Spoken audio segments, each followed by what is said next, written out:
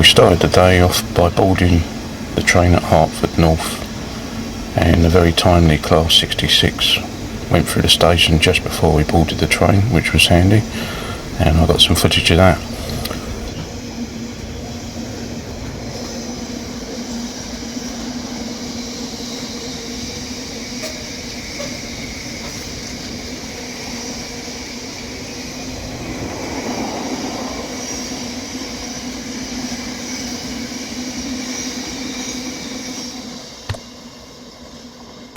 We then got on the train and got off at Alexandra Palace, obviously, and walked up to the show, the nice steep hill, which is a good bit of exercise in the morning, and went inside Ali Pali, and the day began really, walking around the stalls.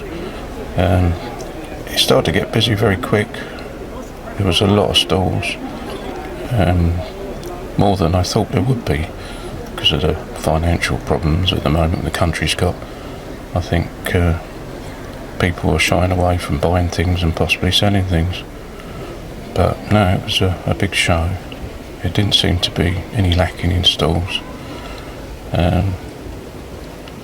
People were buying, but not as often as I've seen them in the past. There seemed to be more people just looking than buying.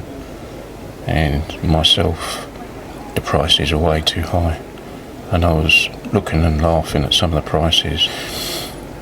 But yeah, there were some bloody good layouts. I think my favourite one was this layout. I forget what it's called, but obviously in the video I tend to film the names of the layouts, and it was sort of based around a colliery as well. And because I've not long made this colliery on my layout, it did give me some ideas, and it was on 2 levels, which looked really good. And I stood watching this layout for quite a while, quite impressed, and I loved the big sort of coal heaps in the background, and you can see the cooling towers on the background scenery like I've got at the back of my TMD. So I thought this was probably my favourite layout of the show, but there was quite a lot of other layouts, and I did walk between most of them, paying more attention to the sort of 1980s layouts.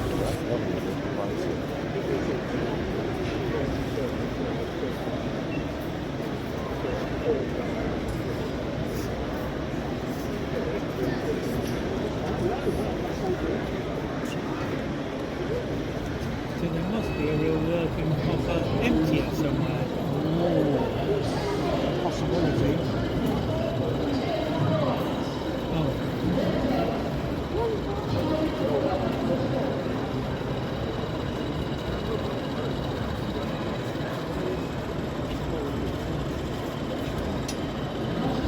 I remember this in, I think, BRN or something similar.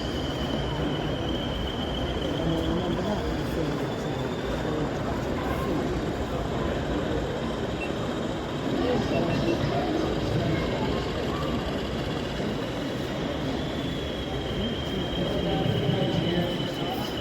Because of the full train at the back there, so Yeah. The warmth as we're coming into the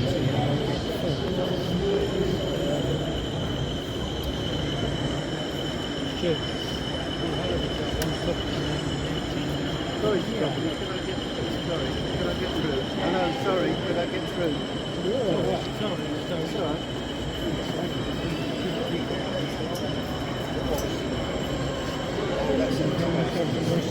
Yeah.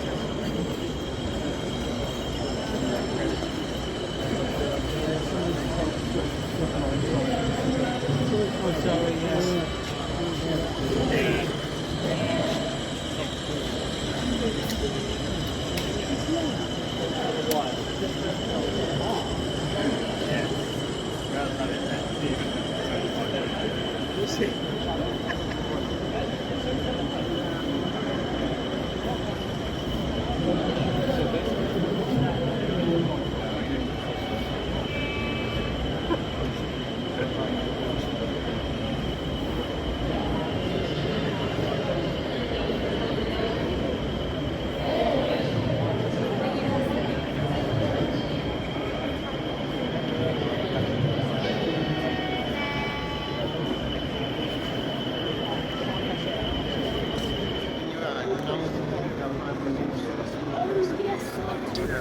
this layout was very popular, I suppose, because it was a local area.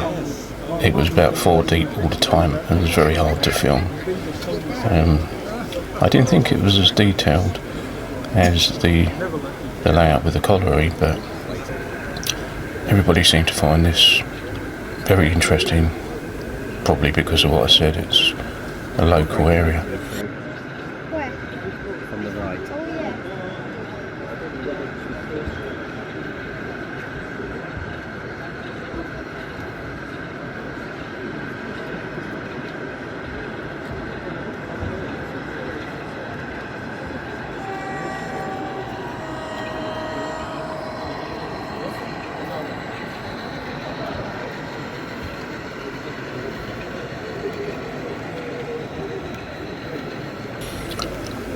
And yeah, there was a lot of other small layouts. There was stuff for the kids, so the kids were enjoying themselves. And there was one layout that was being sort of run by 2 sort of teenagers, probably young teenagers. And then I think they had I don't know, like a woman chaperone, whether it was their mother or family member of something. But basically these 2 young lads were running this layout, and they were enjoying themselves, and it was a pleasure to see the next generation enjoying model railways. It gives you hope there is a future with the younger generation. 3, 2, 1. Now, taxi.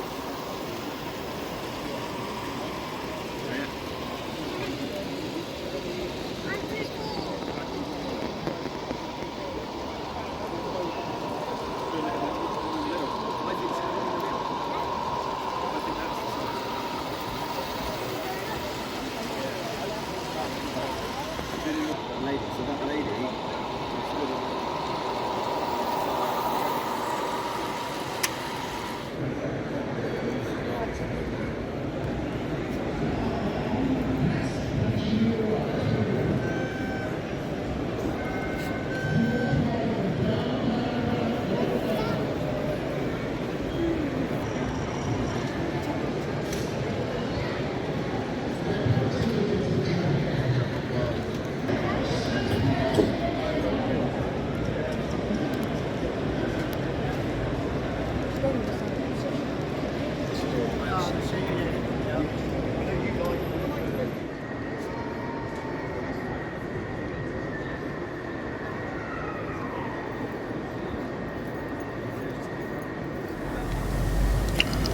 Oh, I did meet Gary from Cheeky Tech and had a good chat with him.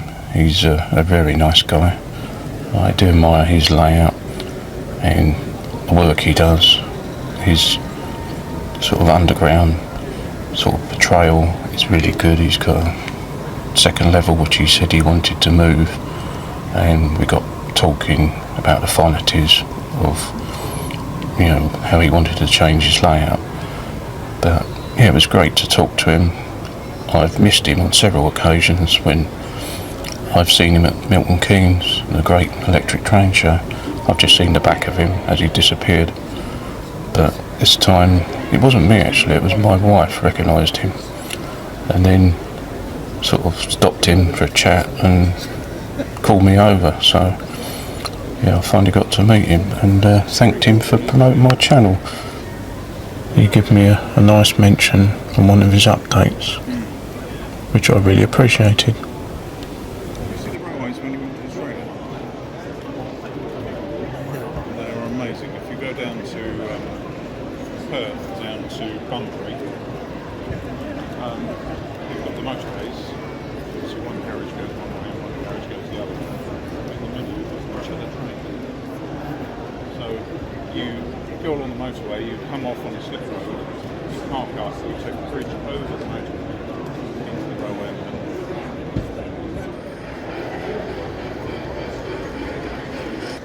Oh, between 1 and 2.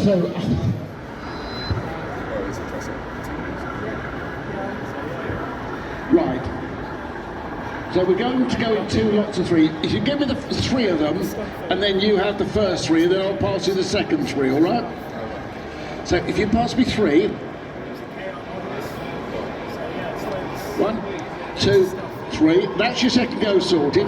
We're ready for your first marble.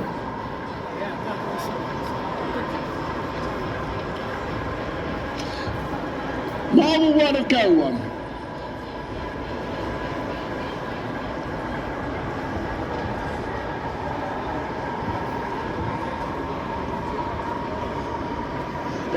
I've got the second 3 for him. Here we go. Oh dear. All in all, I did enjoy the day and pretty much got what I wanted on the day, except for sort of rake of coaches I was looking for, as I said.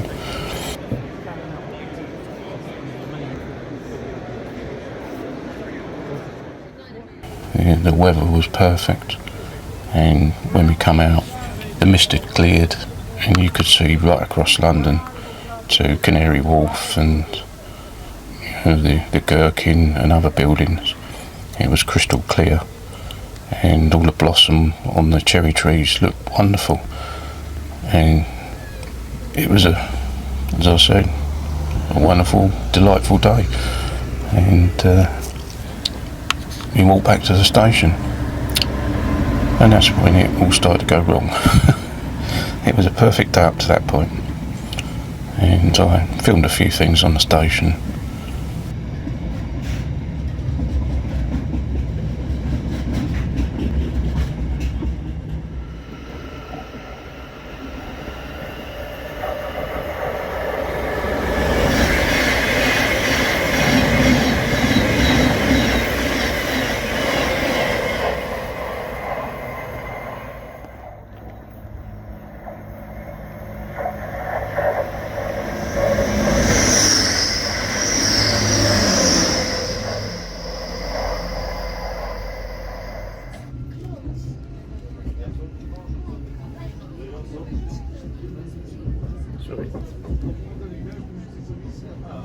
And we went past the depot, I think it's Bounds Green, I'm not sure, and saw some Zoomers sitting near the depot. And then we got to Gordon Hill and the train stopped, and there was an announcement saying there's trouble on the track in front, and that's when it all started.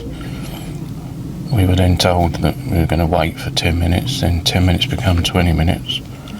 And then there was a final announcement saying that we could go, but it's going to be fast track all the way to Stevenage, missing out all the stations in between. Then it wasn't going to stop at Hertford North. And so we either got off and there wasn't any trains to follow it because they'd all been cancelled, possibly a bus replacement if you were lucky, or it was going to cost us more money to work our way back home from Gordon Hill, which wasn't very close. So we elected to stay on the train, and the train sure enough took us all the way to Stevenage, but luckily we waited on the train as it's a branch line. It then proceeded to go back up to London again and stopped at Watnetstone and then Hertford North. So we managed to get off, but in a roundabout way, with probably a extra journey time of possibly another 30 or 40 minutes. Bit of a pain, but it doesn't always seem to go right, and sure enough we didn't get away with it on this day either.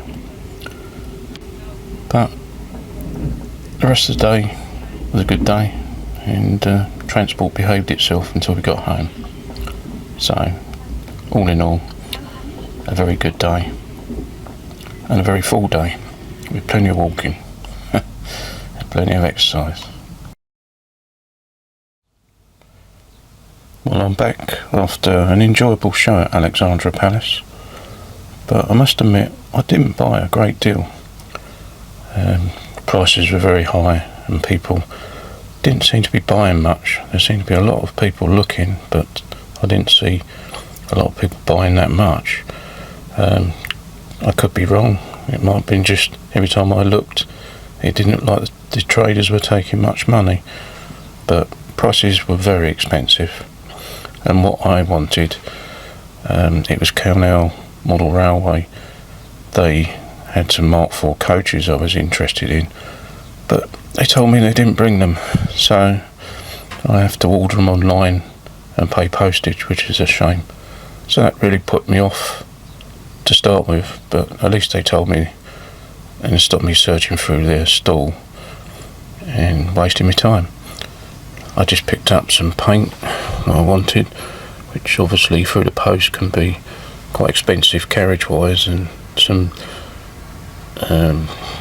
acrylic thinners. This is Tamiya paint sand thinners, and a Train Tech catalogue, actually, free one, which is good in colour, gives me an idea of all the stuff they do, not just the signals.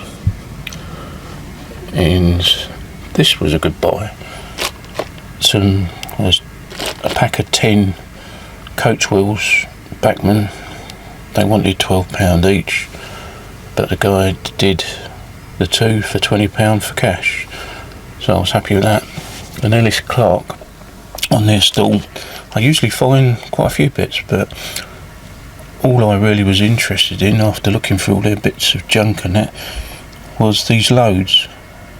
I do make them myself, but they'll just save some time, and all they were was 50p each. So I thought 50p each is not worth making them myself, and I should be able to adapt these to smaller wagons and stuff, because some of these are for more modern wagons. And yeah, just a selection of those. There's some for sea cows and sea lions here as well, Hornby. So I think I've got a few, haven't got loads, and I can always spray these and add a bit of coal on top if I want to change them into a coal load. It just saves a little bit of work, as I said. And I picked up this body, and I've yet to work out what it is. I think it's a Hornby Class 86 body, but in an earlier sort of 50s 60s livery. And I just thought sometimes I like to change bodies and depict a different era or a preserved loco. So the windows have fallen out in this, but should be easily glued back in, and because of it I got it for £10. So I think it's possibly Hornby. I've yet to find out what it is. Could be Belgium, but it's good for spares for £10 anyway.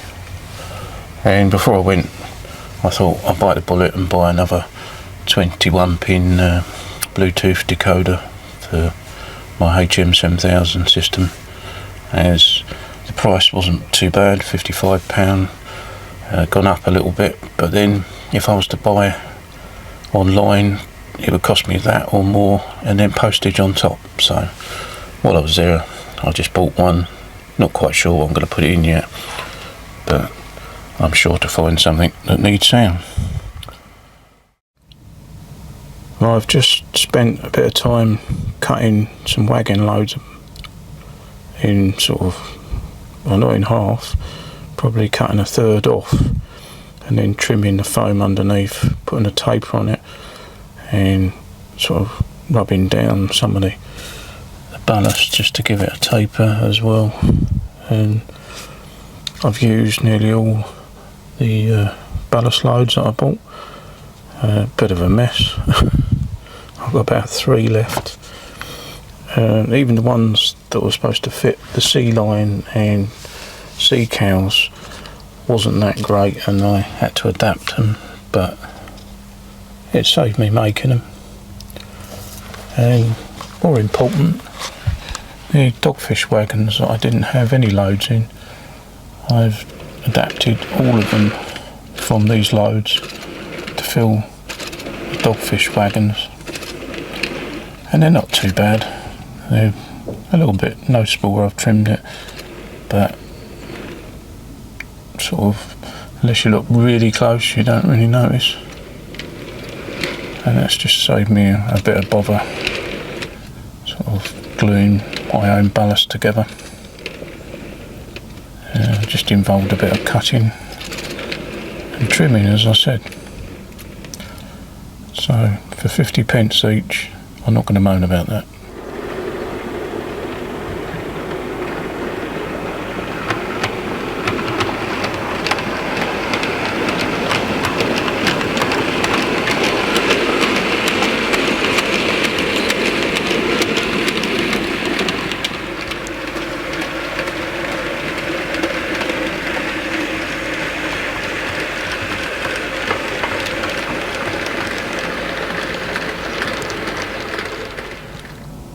After going to Ali Pali, it's made me think, as a lot of these shows you go to give you inspiration, and it's inspired me to re-look at my aggregate building, and in particular the actual loading sort of, don't know what you call it, loading hopper, I suppose.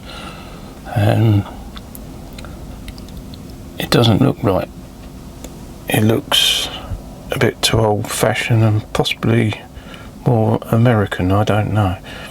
But I'm now thinking it should be clad all the way down, and it should be just a building that the wagons are going through. So I'm looking at redoing something with that. Also, round here, if I come round here, I've got a bit of space with just a load of junk on, and I'm not sure I want to leave this like this. Excuse me.